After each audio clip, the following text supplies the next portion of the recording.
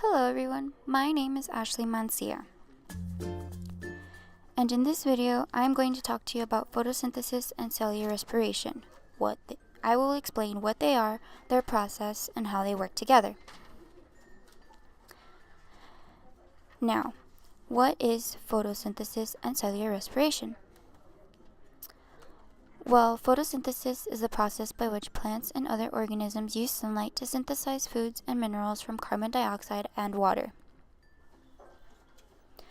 And cellular respiration is a set of metabolic process and reactions executed within the cell of an organism to convert the biochemical energy derived from their nutrients to adenosine triphosphate, which is also known as ATP.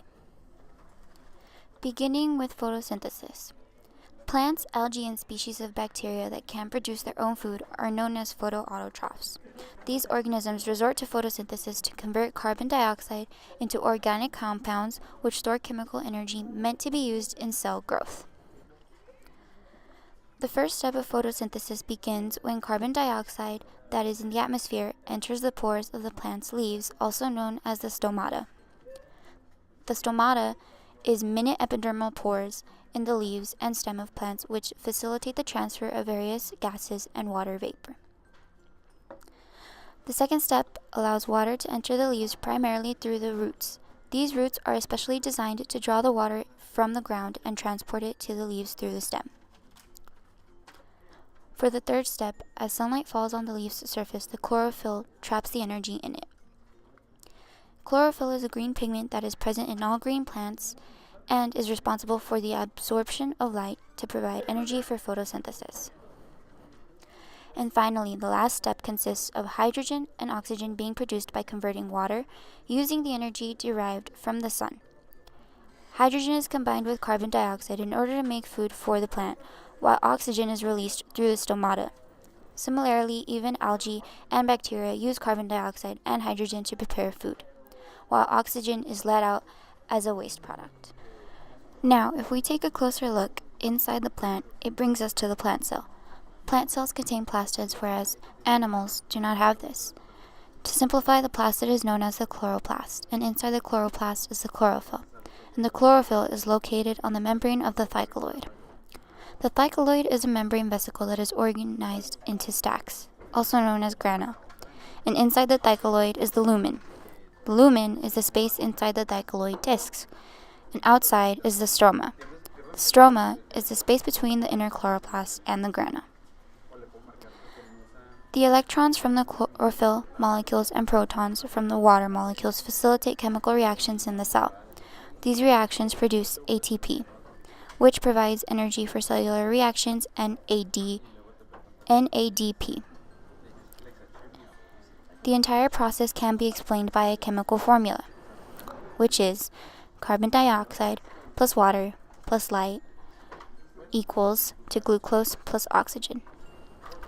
Now that I have explained photosynthesis and its process, I'm going to continue on to cellular respiration.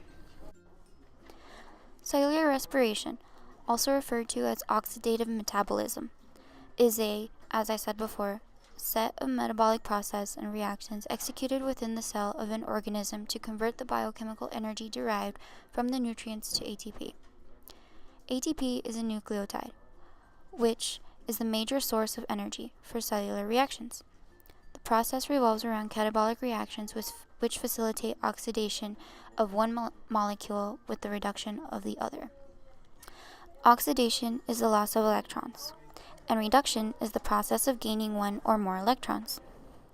The chemical reaction for this is glucose plus oxygen equaling out to carbon dioxide plus water plus energy, otherwise known as ATP. In a broad sense, cellular respiration can be classified into two types, aerobic and anaerobic.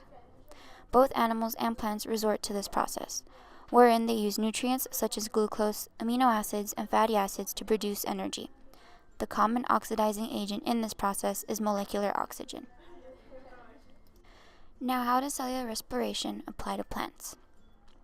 There are 3 stages of cellular respiration in plants. First being glycolysis. In this stage, the glucose obtained from the food is chemically modified to form compound pyruvate. This process, which occurs in the cytosol of cells, can be aerobic, which is carried out in the presence of oxygen, or anaerobic, which is carried out into the absence of oxygen. In this process, energy is released from glucose compounds in the form of 2 NADH and 2 ATP molecules. The second stage is the Krebs cycle, also known as the tricarboxylic acid cycle or citric acid cycle. This stage involves a series of steps which oxidize the acetyl molecule, which is formed by decarboxylating pyruvate and adding it to the coenzyme.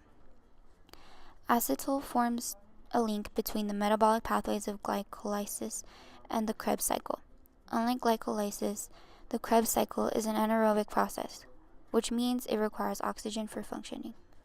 The process takes place in the mitochondria of a cell and is catalyzed by enzymes. Two complete turns of the Krebs cycle that are necessary to fully use the glucose molecules produce 4 carbon dioxide molecules, 6 NADH molecules, 2 ATP molecules, and 2 FADH molecules. The third stage being the electron transport chain. In the final stage, the remaining 32 to 34 ATP produced. The chain is made up of electron-carrying proteins based at the membrane of the mitochondria. These proteins transfer electrons from one cell to another. The electrons are finally added to oxygen, the final electron acceptor, along with the protons, which eventually leads to formation of water. In this process, ATP is produced by proton motive force, a store of potential energy created by the gradient, which is formed when protons move across the biological membrane. In other words, the electron transport chain triggers a gradient through which ATP is produced in a process known as chemiosmosis.